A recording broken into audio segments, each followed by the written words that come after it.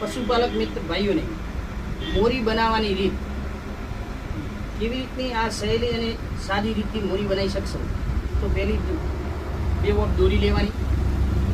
એ દોરી લીધા પછી અને પહેલા ભાગથી આ દોરીને હાથની અંદર વાળવાની છે। આ પછી એ આવી રીતે કરી અને આ બંને ભાગ સરખા લેવા। અંગૂઠાના ઉપરના ભાગથી પહેલો છેડો વાળવાનો, બીજો એટલે વાળવા।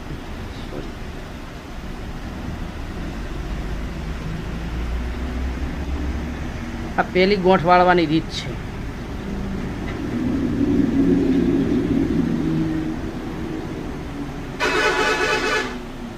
પહેલી ગોઠ બની ગઈ।